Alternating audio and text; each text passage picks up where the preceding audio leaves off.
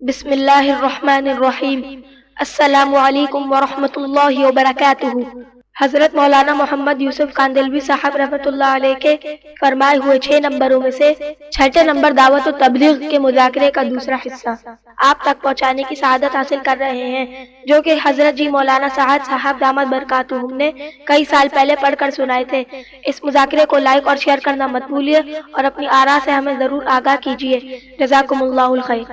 محمد یوسف صاحب رحمۃ اللہ علیہ فرماتے تھے کہ اگر امت دعوت کی محنت پر آ جاوے اور امت اس کام کو اپنا کام بنا لے تو اللہ تعالیٰ کی جو نصرتیں صحابہ کے ساتھ ہوئی ہیں وہی نصرتیں اس وقت اس امت کی ہوں گی، بلکہ اس سے 50 گنا زیادہ اجر ملے گا اور 50 گنا زیادہ نصرت ہوگی آج۔ لیکن محنت کے رخ کو صحیح کریں۔ ہم نے جس لائن سے محنت کا میدان قائم کیا ہوا ہے، ذرا بیٹھ کر سوچیں کہ کیا یہی انبیاء علیہ الصلوۃ والسلام کی محنت کا میدان تھا جو ہم کر رہے ہیں، یا ان کی محنت کا میدان کوئی اور تھا؟ اسے سوچیں اور سوچ کر اپنی محنت کے رخ کو بدلیں۔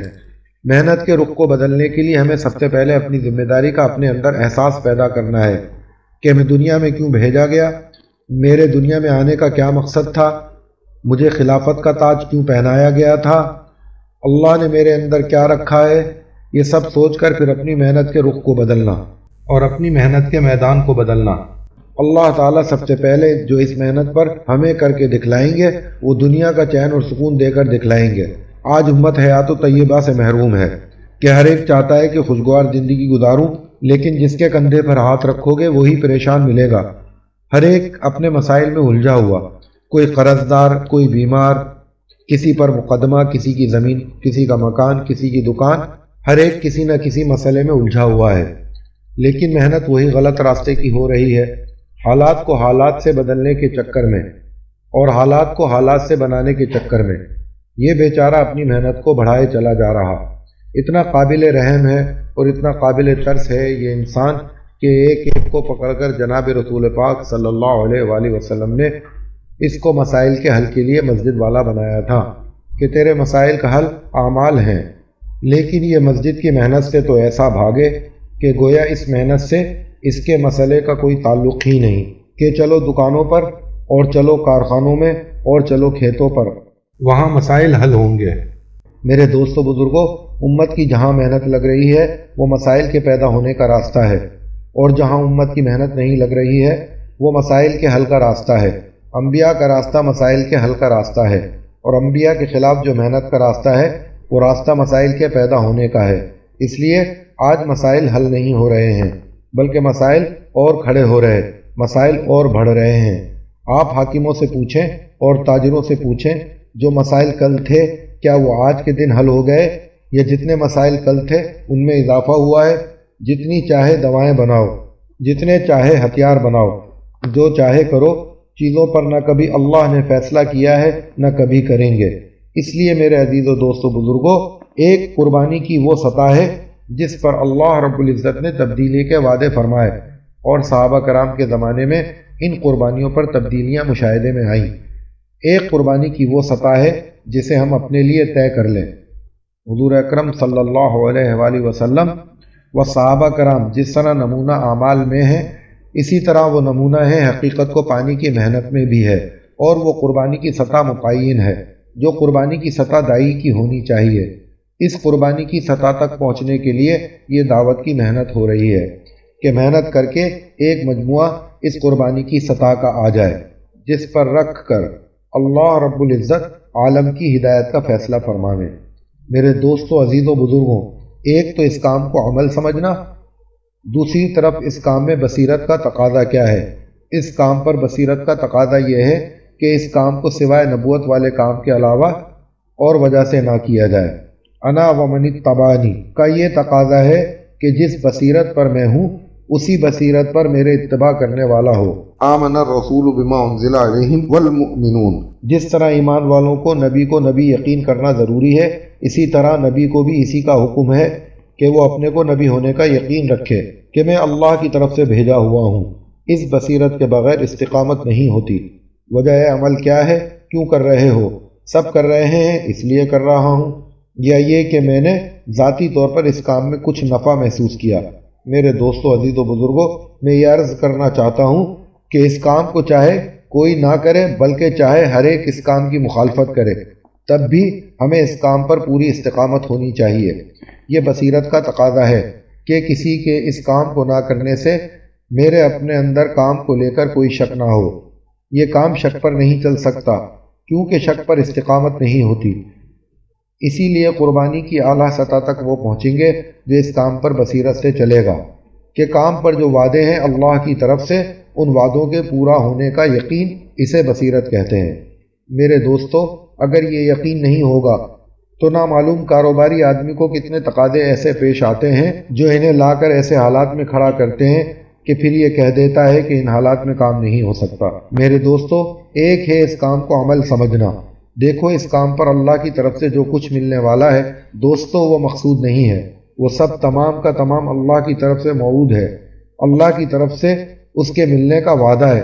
جو موعود کے لیے کرتا ہے، اس کی نگاہ موعود پر ہونے کی وجہ سے مقصود سے ہٹ جاتا ہے، پھر وہ اپنے عمل کو وعدوں کے بقدر جتنے کی اس کے اندر چاہت ہوگی اتنا عمل کر لے گا، لیکن مقصد کو پورا کرنے پر وعدے پورے ہوتے ہیں، اس سے اس کی نیت ہٹ جائیں گی۔ میں اس کی مثال بھی عرض کر دوں، اگر دعوت کے کام کو اس نے عمل سمجھا ہے تو جیسے 2 رکعت نماز جس میں ایک رکعت میں لیلاف قریش اور دوسری رکعت میں قل هو اللہ احد، یہ 2 رکعت اس نے پڑھی، بہت مختصر قرات کی، لیکن یہ عمل نماز کا مکمل ہو گیا، اس کی نماز پوری اور ٹھیک ہو گئی۔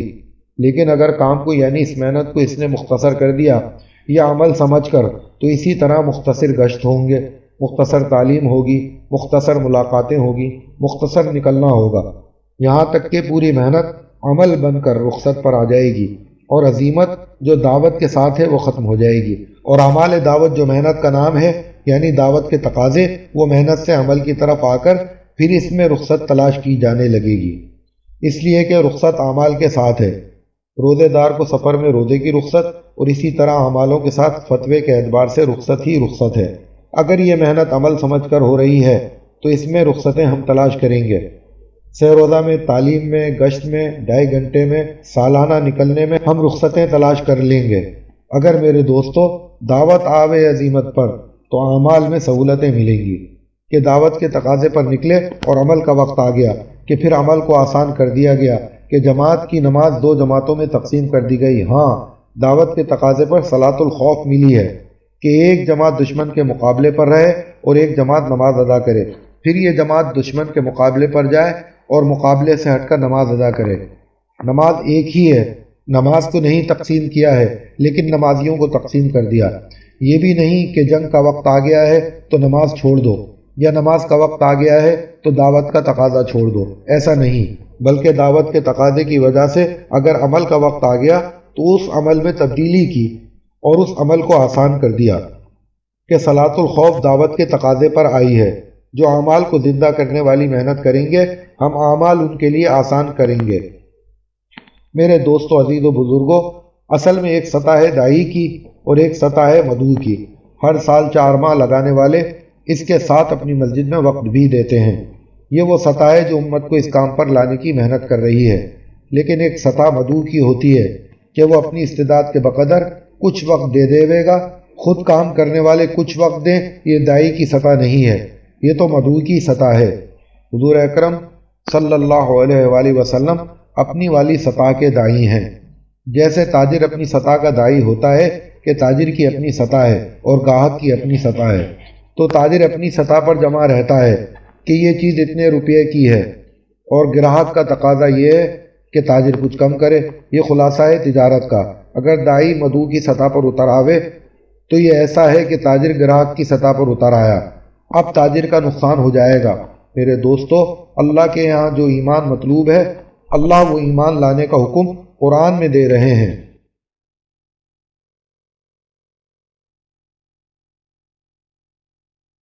اور جو نماز کی حقیقت حضور پاک صلی اللہ علیہ وآلہ وسلم معراج میں عرش سے لے کر آئے ہیں، آپ صلی اللہ علیہ وآلہ وسلم اس نماز کے داعی ہیں، تو یہ داعی کی سطح ہے۔ میرے دوستو، عزیز و بزرگوں، قربانیوں کی اس اعلیٰ سطح پر آنے کے لیے دعوت دی جا رہی ہے، اور اس پر امت کو لانے کے لیے یہ دعوت دی جا رہی ہے کہ قربانیوں کی ان اعلیٰ سطح پر آیا جاوے جس سطح پر آ کر اللہ رب العزت ایک مجموعے پر رکھ کے عالم کا فیصلہ فرما دے۔ لیکن خواہشات کے راستے سے نہ کبھی دعوت کا اثر مدعو پر ہوا ہے، نہ کبھی دعوت اثر کرے گی، اور ملک و مال کے راستے سے نہ کبھی ایسا ہوا ہے، نہ کبھی ہوگا۔ اگر ذرا سا غور کیا جاوے تو پتہ ہو جائے گا کہ ہر نبی اسباب سے خالی کر کے بھیجے گئے۔ جن نبیوں کے پاس اسباب تھے لیکن جب انہیں کام سپرد کیا گیا تو اسباب سارے ان سے لے لیے گئے۔ اب ملکوں کے تقاضے اس پر ڈالے جاتے ہیں جن کے پاس اسباب ہوں، اور جن کے پاس باہر جانے کے اسباب نہیں ہیں ویسے لوگوں کے سامنے تقاضے بالکل نہ ڈالنا، وہ بیچارہ تقاضے پورے نہ کر سکیں گے۔ یہ سوچ ہے ہم کام کرنے والوں کی۔ یہ بات وہاں مدینہ منورہ میں نہیں تھی، صحابہ میں یہ بات نہیں تھی، اس لیے کہ ہر نبی اسباب سے خالی کر کے بھیجے جاتے، اور ابتدا سے نبیوں کی محنت بغیر اسباب کے، اور ابتدا سے جو لوگ نبیوں کے ساتھ لگائے گئے ان کی بھی اکثریت اسباب سے خالی، فقراء، مسکین اور اجنبی۔ یہ بات نہیں ہے کہ اسباب نہیں ہیں، کہ اسباب ہوں گے تو کام ہوگا، بلکہ اللہ رب العزت دعوت کے اسباب دعوت کی قربانیوں سے پیدا فرماتے ہیں۔ دعوت کی قربانیوں پر اللہ رب العزت غیبی اسباب سامنے لاتے ہیں، اور جب دعوت کے لیے مادی اسباب متعین کر لیے جاتے ہیں تو پھر غیبی اسباب کا دروازہ بند ہو جاتا ہے۔ اس لیے کہ جب آدمی یوں کہتا ہے کہ اس سبب سے میں یہ کر لوں گا تو اللہ رب العزت اس کام کو اس آدمی کے سپرد کر دیتے ہیں کہ تو سبب سے کر کے دکھلا۔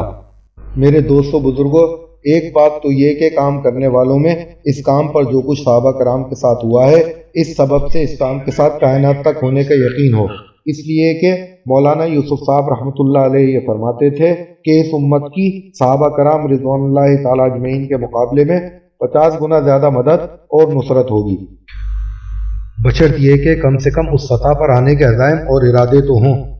ایک بات یہ آ گئی کہ جب تقاضا اپنے ارادے سے زیادہ کا آیا تو فوراً یہ خیال آتا ہے کہ اللہ رب العزت نے قرآن میں فرمایا ہے لا یکلف اللہ نفسا الا وسعہا، تو اپنے آپ کو اس آیت کا غیر مکلف سمجھ لیا کہ اس سے زیادہ کی میرے اندر استعداد نہیں۔ حالانکہ اس آیت کا مطلب ہرگز یہ نہیں ہے، بلکہ اس آیت کا مطلب یہ ہے کہ اللہ رب العزت نے تیرے اندر جو استعداد رکھی ہے اور صلاحیت رکھی ہے تو میں نے اس سے زیادہ کا تجھے مکلف نہیں کیا۔ یہ نہیں کہ جس چیز کو تیرا دل نہ چاہے تو کہے کہ اللہ نے مجھے اس کا مکلف نہیں کیا، بلکہ آگے اس پر اللہ سے معافی مانگ رہا ہو۔ آیت کہ اے اللہ تو نے مجھے صلاحیتیں اور استعداد دی تھی، میں ان کو تیرے حکموں کے مطابق استعمال نہ کر سکا اور اس پر تو میری پکڑ نہ فرما، اس لیے کہ اللہ رب العزت نے صلاحیتوں سے زیادہ ان لوگوں پر بوجھ نہ ڈالا جن کو جتنا کرنے کے لیے کہا گیا تھا انہوں نے اتنا نہیں کیا، تو ان قوموں کو اللہ نے آزمائشوں میں ڈالا۔ تو جس کو جتنا کرنے کے لیے دیا گیا ہے اگر وہ اتنا نہ کریں تو اس کام میں اللہ آزمائشوں کو ڈال دیتے ہیں۔ بنی اسرائیل سے کہا تھا کہ تم ایک گائے ذبح کر دو، جب وہ اس کے سوالات میں پڑے یعنی جو آدمی سختی کرے اس کے لیے معاملہ سخت کر دیا جائے گا، یہ اب اس کی آزمائش ہے۔ میرے دوستو بزرگوں، یہ صلاحیتیں کہاں لگ رہی ہیں؟ اور غور کیا جاوے تو اسباب کے یقین کی وجہ سے سارے کے سارے مسلمانوں کی صلاحیتیں وہ اس راستے پر لگ رہی ہیں جس کا انسان ذمہ دار نہیں ہے، وہاں امت کی صلاحیتیں لگ رہی ہیں۔ حضور پاک صلی اللہ علیہ وآلہ وسلم نے فرمایا کہ لوگ سونے چاندی کی کانوں کی طرح ہیں، ان کی صلاحیتوں کو ٹھکانے لگانے کے لیے یہ نبوت کا کام ہے۔ آپ صلی اللہ علیہ وآلہ وسلم نے ہر امتی کی صلاحیت کو ٹھکانے لگایا ہے۔ وہ کیسے؟ کہ ان کو کام دیا۔ ابو ہریرہ رضی اللہ تعالیٰ عنہ یہ سب سے بڑے بھوکے تھے، سب سے زیادہ بھوکے رہنے والے، لیکن سب سے بڑے محدث یہی ہیں۔ پھر ایک ایک فرد سے مجموعے کو اٹھوایا، ایک ایک فرد سے قبیلے کو اٹھوایا۔ میرے دوستو، آدم سازی دین کا سب سے بڑا شعبہ ہے، کام کرنے والے آدمی بنانا یہ سب سے بڑا شعبہ ہے اسلام میں۔ مولانا یوسف صاحب رحمۃ اللہ علیہ فرماتے تھے کہ پانی پلانا بے شک نیکی ہے، کہ ایک شخص پانی پلا رہا ہے یہ نیکی کا کام کر رہا ہے، اور قربانی بھی دے رہا ہے کہ اپنے پاس سے برف کے لیے پیسے بھی لگائے گا اور پانی بھی لے کر بٹھائے گا، پیاؤ بھی لگائے گا۔ لیکن یوں فرماتے تھے کہ جو لوگوں کو پانی پلانے پر آمادہ کر رہا ہے وہ نیکیوں میں پانی پلانے والے سے بڑھا ہوا ہے، خود پانی تو نہیں پلا رہا لیکن لوگوں کو پانی پلانے کی ترغیب دے رہا ہے۔ حضور اکرم صلی اللہ علیہ وآلہ وسلم نے ایک ایک سے پورے قبیلے کو اٹھوایا ہے۔ میرے دوستو عزیز و بزرگوں، ہماری ذمہ داری جس طرح انفرادی اعمال سے پوری نہیں ہوتی، کسی طرح دعوت کے اعمال بھی انفرادی کر لینے سے بھی ذمہ داری پوری نہیں ہوتی۔ जिस तरह हर अमल पर हर उम्मती को लाना इसकी जिम्मेदारी, इसी तरह आमाल दावत पर हर उम्मती को लाना ये उम्मत के हर फर्द की जिम्मेदारी है। इसमें कोई शक नहीं है कि काम करने वालों ही के काम करने से काम जिंदा होगा। बगैर तकलीफ ये यानी खुद तकलीफ उठाए बगैर तरगीब मुअस्सर नहीं होती। हुजूर अकरम सल्लल्लाहु अलैहि वसल्लम को एक ऐसा उसूल अल्लाह ने बताया हुआ है कि नबी जी आप अपने आप को तकलीफ में डालिए और इनको तरगीब दीजिए। कुरान मजीद की आयत लिखी हुई है। मेरे दोस्तों, एक बहुत बड़ा मजमा वो है अवाम का जो इस काम को हक जानता है, इसको हक समझता है, लेकिन जब काम के तकाज़ों का वक्त आता है तो इसमें वो काम करने वालों की सतह को देखता है कि काम करने वाले किस तरह पर है। उस सतह को देखकर वो अपने बारे में फैसला करता है। देखो, बात और कौल के एतबार से जितनी चाहे आप लोग तरगीब दे दो, लेकिन जब खुद काम करने का वक्त आएगा तो जो दूसरों को काम की तरगीब दे रहा था वो असबाब के यकीन की वजह से खुद काम के तकाज़ों से अपना हाथ खींच लेगा। मेरे दोस्तों, एक बहुत बड़ा तबका है जो कुर्बानियों के साथ काम को लेकर चल सकता है, पर उसमें हम तकाजे पूरे न करने की वजह से रोड़ा बने हुए हैं। हम एक तबके में कुर्बानियां न बढ़ाने की वजह से उनका रोड़ा बने हुए हैं। अगर गौर किया जाएगा तो ना जाने कितने ऐसे मिलेंगे जो काम पर नहीं जमे हैं। नयों के लिए यही चीज रुकावट बनी हुई है, क्योंकि इसमें कोई शक नहीं कि आदमी इस काम में जब लगता है, इब्तिदा में तो शुरू में सिर्फ काम ही सामने होता है। मुझसे एक साहब कहने लगे कि जब मैं इस काम में लगा, मौलाना यूसुफ साहब रहमतुल्लाह अलैह के ज़माने में 4 माह पैदल लगाए। उस वक्त अजीब कैफियत थी। तालीम की और गश्त की क्या बात है कि इब्तिदा में अजीब कैफियत के साथ आदमी काम में चलता है और फिर आमाल दावत का हल्कापन आने लगता है। मेरे दोस्तों, एक होती है इबादत और एक होती है आदत। आदत इबादत तक पहुंचाने का सबब है। अगर ये आदत पर रहा तो ये इबादत तक नहीं पहुंच सकेगा। इस काम में इब्तिदा में सब कुछ होता है, फिर जितना आगे बढ़ते गए और अल्लाह मुझे माफ़ फरमाए कि जितनी जितनी जिम्मेदारियां बढ़ती गईं, उस आमाल दावत का इस्तिग़फ़ाफ़ और हल्कापन आता गया जो इब्तिदा में किया करते थे। मेरे दोस्तों, अजीज़ों, बुजुर्गों, एक काम है इस काम में इंतज़ामी लाइन, और इंतज़ामी लाइन की चीज़ें ये इंतज़ाम और इसका मशवरा जब है जब काम है। अगर काम नहीं है तो मशवरे में काम के क्या उमूर रखेंगे सिवाय इंतज़ाम के। अगर काम नहीं है तो कुछ नहीं है। मेरे दोस्तों, ये मकामी काम देखो एक होता है। इस काम से निस्बत उसे भी हासिल है जो कभी कभी सैरोज़ा लगा देता है, और उसको भी निस्बत हासिल है जिसका कभी कोई वक्त नहीं लगा। काम को बस भला काम समझता है। एक वो जो 4 माह लगाए हुए है, एक बहुत बड़ा तबका जो वक्त लगाकर बैठा हुआ है। मुझसे एक साहब कहने लगे कि अल्लाह के फजल से काम तो हो रहा है, लेकिन जो तबका काम करके बैठ रहा उसका क्या करें।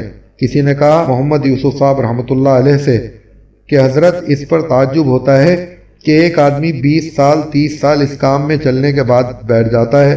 तो हजरत ने फरमाया कि मुझे इस पर कोई इतना ताज्जुब नहीं है, इससे ज़्यादा ताज्जुब इस पर है कि लोग अगराज के साथ भी इस काम पर चल रहे हैं। तो वो आदमी मुझसे पूछ रहा था कि एक आदमी इस काम में लगने के बाद क्यों बैठ जाता है और इस काम में लगने के बाद दूसरे काम में क्यों चला जाता है।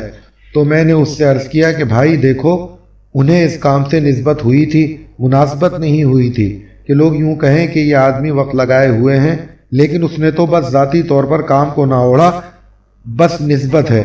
देखो, सिर्फ निस्बत से काम नहीं चलता, मुनासबत से काम चलता है। इसलिए बसीरत के बकदर इस काम पर इस्तेमाल होगा, वरना आमाल दावत का हल्कापन आएगा तबीयतों में। मेरे दोस्तों, ये तो इब्तिदाई काम है, मगर किसी मस्जिद से किसी साथी का अगले तकाजे पर जाना भी, हम लोग यूं सोचते हैं कि ये आदमी जब अगले तकाजे पर जाएगा तो इस मस्जिद का क्या होगा। असल में कुर्बानियों की जिस सतह पर हमें पहुंचना है, हम उस सतह की दावत देने से घबराते हैं। क्यों? इसलिए कि हम दावत दे रहे हैं उम्मत की सतह को देखकर। मेरे दोस्तों, उम्मत की सतह को देखकर दावत नहीं है, बल्कि दावत की सतह तो हुजूर पाक सल्लल्लाहु अलैहि वसल्लम की सतह मुतय्यन है। उस तक पहुंचने का तरीका ये नहीं है कि जैसा माहौल हो वैसे दावत दीजिए, बल्कि उस तक पहुंचने का तरीका ये है कि उस सतह की दावत दो जिस मंजिल पर पहुंचना है। दाई अगर अपनी दावत में अपनी सतह से नीचे उतर जावे, ये तो मेरे दोस्तों इंतहाई नुकसान और इंतहाई इन्हतात का रास्ता है कि वो नीचे उतर रहा है। दावत पूरी दी जावे, पूरी दावत देंगे, इब्तिदा में 1/3 अमल होगा, फिर पूरी दावत देंगे तो काम और आगे बढ़ेगा। لیکن اگر اس کی عمل کی سطح پر دعوت آ گئی تو پھر یہ بھی ہو جائے گا کہ کام کرنے والوں میں دو طبقے ہو جائیں گے۔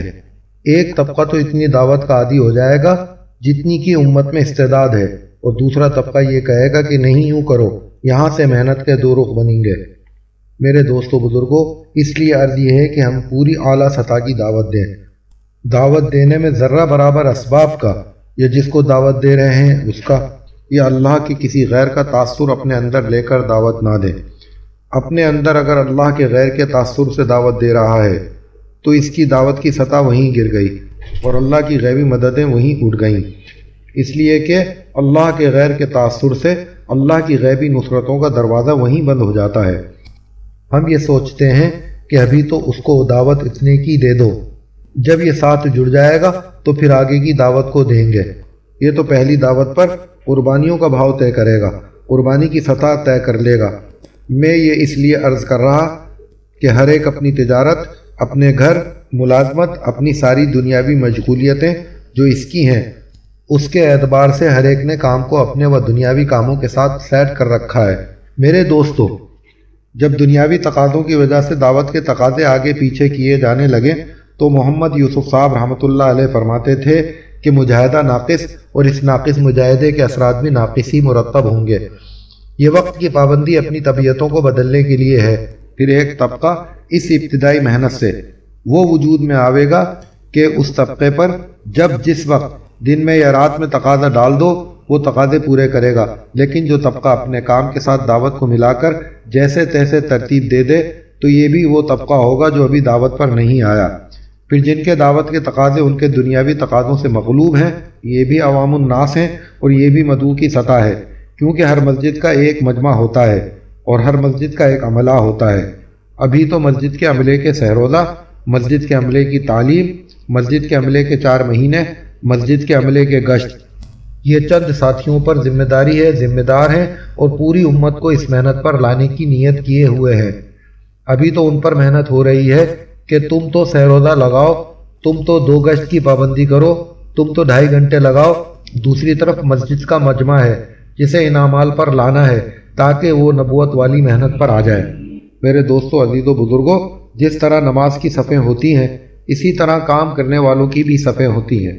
ایک پچھلی صف میں آدمی آتا ہے، آخری رکعت میں آ کر شامل ہوتا ہے، اپنی 3 رکعت پوری کر کے واپس چلا جاتا ہے۔ ایک امام کی سطح ہے، ایک امام کے پیچھے والی صف کی سطح ہے۔ حضور اکرم صلی اللہ علیہ وآلہ وسلم نے فرمایا کہ تم میں جو عقل مند اور سمجھدار ہے وہ میرے پیچھے کھڑے ہوں۔ کیا بات ہے؟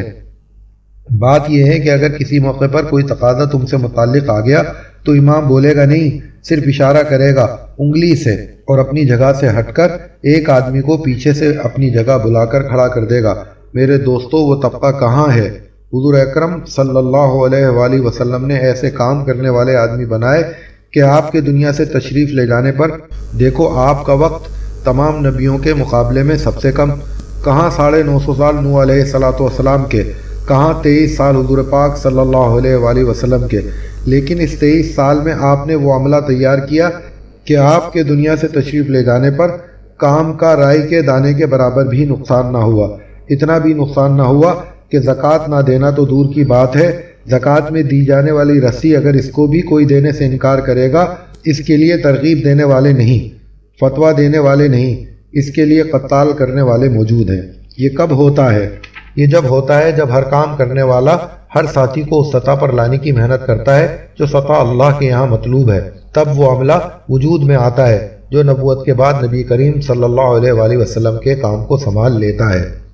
آپ صلی اللہ علیہ وآلہ وسلم نے ہر استعداد کا آدمی تیار کیا، یہاں تک کہ ایسا آدمی بھی تیار کیا کہ اگر نبوت کا دروازہ بند نہ ہوتا تو حضرت عمر فاروق رضی اللہ تعالیٰ عنہ کے اندر نبی والی استعداد پیدا فرمائی، جس کی زبان پر فرشتے بولتے ہیں اور جو عمر چاہتے ہیں اللہ کی طرف سے اس کا حکم آ جاتا ہے۔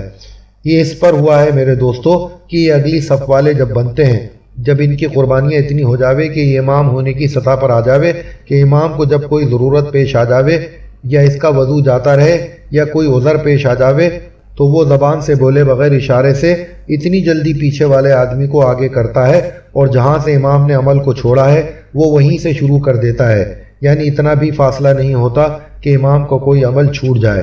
حضور اکرم صلی اللہ علیہ وآلہ وسلم کا حضرت اسامہ رضی اللہ تعالیٰ عنہ کے لشکر کو بھی روانہ کرنے کا یہی مطلب تھا کہ ہم جا رہے ہیں، لیکن اسامہ کے لشکر کو اتنی بھی دیر نہ ہو کہ جس سے نبوت کے امت کی طرف کام کے آنے میں کوئی فاصلہ ہو جائے۔ تو ہوتا ہے میرے دوستو اس تقاضے کے آدمی بنانا، اور آدمی بنا کرتے ہیں قربانیوں سے۔ اس کام میں ہر ایک اپنی اپنی قربانی کے بقدر آگے بڑھتا ہے۔ اللہ رب العزت کی طرف سے ہر آدمی کا انتخاب اس کی نیت اور طلب پر ہوتا ہے۔ میرے دوستو کوئی کسی کو اس کام کو کرتا ہوا دیکھ کر خود کام کرنے لگے تو اس آدمی کو سمجھ لینا چاہیے کہ اس آدمی کے بعد میں کام میں نہیں رہ پاؤں گا، اس لیے کہ حضرت ابو بکر صدیق رضی اللہ تعالیٰ عنہ کا پہلا خطبہ یہی تھا کہ جو لگے ہوئے تھے محمد کی وجہ سے اپنا معبود ان کو بنا کر، وہ تو یہ سوچ لے کہ بھائی ان کا تو معبود ختم ہو گیا، اور جو اللہ کے لیے لگا ہوگا اسے استقامت حاصل ہوگی، لیکن اللہ رب العزت کی طرف سے انتخاب ہوتا ہے۔ ہم سمجھتے ہیں کہ مشورے والے جس کو آگے بڑھا دیں، جس کو چاہے پیچھے کر دیں۔ کیا مشورے والے کر سکتے ہیں ایسا؟ اسی لیے شکایتیں بھی ہوتی ہیں کہ فلاں کو فلاں آگے بڑھا رہا۔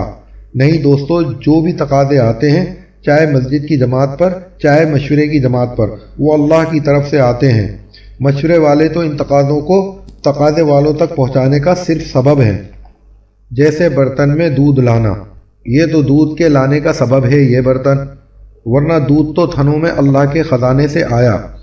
دعوت کے تقاضے اللہ کی طرف سے آتے ہیں اور اللہ کی طرف سے ان تقاضوں کے پورا کرنے والے منتخب کیے جاتے ہیں۔ اللہ ہی جانتے ہیں کہ کام کس سے لینا ہے، بس ہم اپنے کو قربانیوں کے لیے تیار رکھیں اخلاص کے ساتھ۔ نہ تو ہم یہ دیکھتے ہیں کہ تم کون ہو، اور ہم کسی کے تھکنے کو بھی نہیں دیکھتے کہ یہ آدمی اپنے آپ کو کام میں کتنا تھکا رہا ہے۔ ایک آدمی نے دعوت کی خوب محنت کی کہ صحابہ کرام اس کی محنت سے متاثر ہو کر کہنے لگے کہ یا رسول اللہ، فلاں نے تو کام پر اپنی جان لگا دی۔ آپ صلی اللہ علیہ وآلہ وسلم نے فرمایا، تم لوگ تو کہہ رہے ہو کہ فلاں آدمی نے اپنی جان لگا دی، اور میں نے اس کو جہنم میں دیکھا ہے کہ اس نے ایک کرتا چرایا مال غنیمت میں سے، اس وجہ سے اس کو جہنم میں دیکھا ہے۔ میرے دوستو صرف بھاگا دوڑی نہیں ہے، بلکہ اپنے اندر کے اخلاص سے اپنے آپ کو اللہ کے یہاں قبول کروانا۔ ابھی تو ہم قبول کروانے کی محنت میں چل رہے ہیں، یہ نہیں کہ جو مشورے میں بیٹھنے لگے وہ قبول ہو گیا، جو 2.5 گھنٹے اور سیروزہ لگانے لگا وہ قبول ہو گیا، یا تعلیم اور گشت میں شرکت کرنے لگا تو قبول ہو گیا۔ میرے دوستو ایک صحابی حضور پاک صلی اللہ علیہ وآلہ وسلم کی وحی کو لکھتے تھے۔ حضور اکرم صلی اللہ علیہ وآلہ وسلم نے اس کام پر لگایا تھا انہیں۔ ان سے زیادہ قریب یا ان سے زیادہ غیبی نظام دیکھنے اور سمجھنے والا بھلا اور کون ہوگا، پر یہ وحی لکھنے والے بھی مرتد ہو گئے۔ یہ میں اس لیے عرض کر رہا ہوں کہ کام کرتے کرتے آدمی کسی ایسے مقام پر پہنچتا ہے کہ وہاں کوئی ایسی بات پیش آوے گی جس سے 20 سال 40 سال کام کرنے کے بعد بھی کام سے پیچھے ہٹ جاوے گا۔ کیوں؟ اس لیے کہ براہ راست کام کو نہیں سمجھا جس پر استقامت ہو جاتی۔ تو عرض یہ ہے کہ ہر کام کرنے والے کو کام پر بصیرت ہو کہ میں ذاتی طور پر اس کام کو نبوت والا کام حق سمجھتا ہوں، یہ چیز کام کرنے والے کو آگے بڑھائے گی، ورنہ کوئی چیز پیش آوے گی تو یہ کام کو چھوڑ دے گا، سیروزہ چھوڑ دے گا۔ کیوں؟ اس کا مطلب یہ ہے کہ سارے کام کرنے والے کی وجہ سے ہو رہے تھے۔ ایک آدمی سے اختلاف ہوا تو کام ہی چھوڑ دیا۔ اختلاف ہوگا انتظامی لائن میں، ہم چھوڑ بیٹھیں گے کام۔ اس لیے یہ اعمال دعوت یعنی اپنی مسجد کا گشت، اپنی مسجد کے 2.5 گھنٹے، تعلیم، مشورہ اور سیروزہ اپنی ذات سے چلے 4 مہینے اس کو ہر ساتھی اپنی ذاتی ضرورت سمجھ کر کرے اور ہر امتی کو اس پر لائے۔ میں تو پوچھتا ہوں کہ بھائی یہ کام تم کیوں کر رہے ہو؟ اس کام کے کرنے کی وجہ کیا ہے؟ دیکھو جی، اگر صرف اتنی بات ہے کہ مجھے جنت مل جاوے، اب مان لو جنت بھی مل گئی اور جنت میں داخل بھی ہو گیا، لیکن سوال تو اس بات کا ہے کہ انسانیت جو جہنم کی طرف جا رہی ہے اس کا کیا ہوگا؟ میرے دوستو بزرگوں، اس میں کوئی شک نہیں کہ انفرادی اعمال تو ہر ایک کو کرنے ہیں کیونکہ یہ ہماری ضرورت ہے، لیکن انفرادی اعمال میں قوت، تاثیر، مقبولیت اور حقیقت وہ دعوت کی ذمہ داری پورا کرے بغیر نہیں آیا کرتی۔ دعوت پر امت کو لانا اور ہر امتی کے اندر اس کی ذمہ داری کا شعور پیدا کرنا۔ تو اب جو قربانیوں پر چلے گا تو اللہ رب العزت کی طرف سے اس کا انتخاب ہوگا۔ یہ کام اللہ کا ہے، کوئی کسی کو نہ آگے بڑھا سکتا ہے نہ پیچھے ہٹا سکتا ہے۔ ہاں اس کے ظاہری اسباب آتے ہیں تو ہم جو کچھ ہمارے ساتھ ہوا ہوتا ہے انہیں ہم ان اسباب سے جوڑ دیتے ہیں کہ یوں نہ ہوا ہوتا تو یوں ہو جاتا ہے۔ کہ کیا بات ہے کہ یہ اپنے آپ کو مخلوق کے ذریعے قبول کروانا چاہتا ہے، حالانکہ اللہ کی طرف سے قبولیت کا اعلان ہوتا ہے۔ پھر قبولیت 7ویں آسمان سے 6ٹھے آسمان پر، 6ٹھے آسمان سے 5ویں پر، 5ویں سے 4تھے پر، 4تھے سے 3رے، 3رے سے 2سرے اور 2سرے سے پہلے، اور پھر پہلے آسمان سے وہ قبولیت اس زمین پر اتاری جاتی ہے۔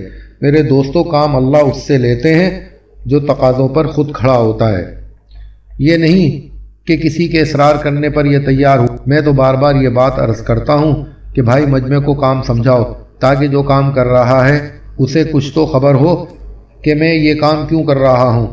کسی نے اپنے حالات سنائے تو کسی تبلیغی آدمی نے اس سے کہا کہ تم 4 مہینے لگا لو، تمہارے سارے حالات دور ہو جائیں گے۔ حضرت مولانا یوسف صاحب رحمۃ اللہ علیہ نے فرمایا کہ کام میں لگنے والوں کی 3 قسمیں ہیں۔ ایک قسم وہ ہے جو فرصت کی وجہ سے کرتے ہیں، ایک قسم وہ ہے جو اپنے حالات و پریشانی کی وجہ سے کام کر رہے ہیں، اور ایک قسم وہ ہے جو اپنے آپ کو بدلنے کے لیے کام کر رہے ہیں۔ ان میں سے اوپر والی جو 2 قسمیں ہیں، ان دونوں قسموں کے لوگ کبھی بھی کلمے کی حقیقت کو پا ہی نہیں سکتے۔ تو ایک صاحب نے حضرت سے پوچھا کہ یہ حالات والے اور فرصت والے کون ہیں؟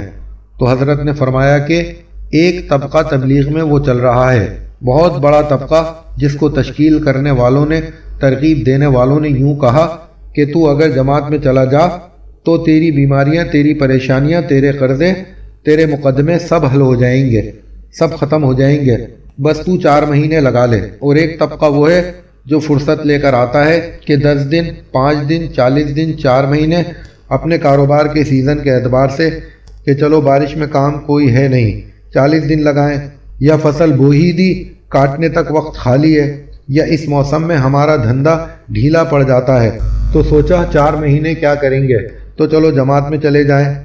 ایک طبقہ وہ ہے جس نے اس کام کو اپنے معمول میں داخل کیا ہوا ہے۔ فرماتے تھے یہ فرصت والے اور حالات والے، یہ دونوں طبقے کام میں چلتے رہیں گے جب تک اس کام سے ان کے دنیا کے تقاضے پورے ہوتے رہے۔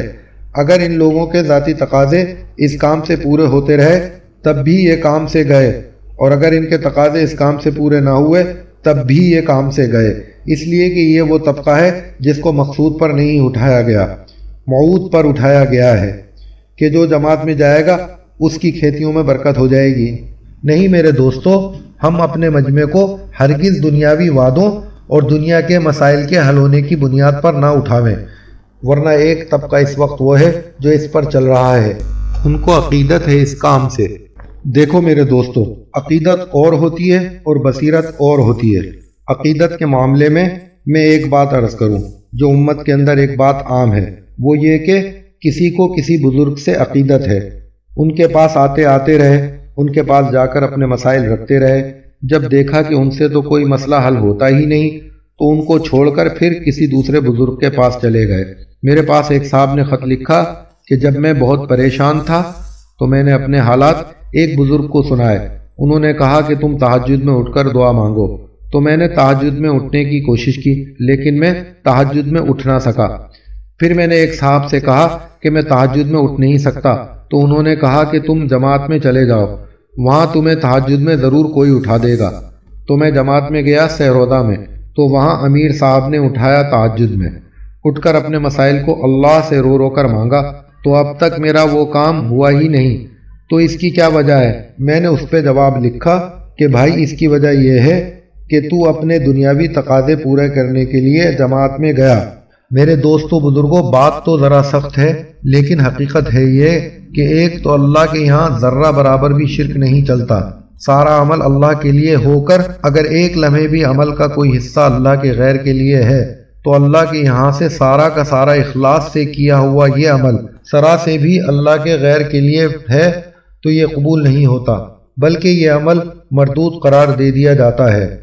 یہ بات نہیں ہے کہ اللہ کے یہاں اتنا عمل قبول ہو جاوے جتنا میں اخلاص والا تھا اور جتنے میں اخلاص نہیں ہے وہ قبول نہ ہو، یہ بات نہیں ہے، بلکہ عمل کے ٹکڑے نہیں ہوتے کہ اخلاص والا الگ اور اغراض والا الگ الگ کر دیا جائے۔ اگر عمل کے ذرے میں بھی شرک یعنی اغراض ہوگا تو وہ اللہ کی طرف سے پورا مردود ہو جائے گا۔ اخلاص کی ادنا سطح یہ ہے کہ عمل صرف اللہ کے لیے ہو اور عمل کے وعدے کا پورا یقین ہو کہ اللہ اس پر یہ دیں گے۔ اس لیے میرے دوستو، آج تو نیت کر لو کہ ہمیں اپنی محنت کے میدان کو بدلنا ہے، اپنی محنت کے رخ کو بدل کر انبیاء والے کام کو اپنا بنانا ہے اور اللہ تعالیٰ کے خزانوں سے ایک امتی کو جوڑنا ہے اور خود اللہ کے خزانوں سے جڑنا ہے۔ اس لیے اب نیت کرو 4 مہینے کی اس کام کو سیکھنے کے لیے اور زندگی بھر اس کام کو کرنے کے لیے۔ اس کے بعد گشت کا موضوع ہے۔ جزاکم اللہ خیر۔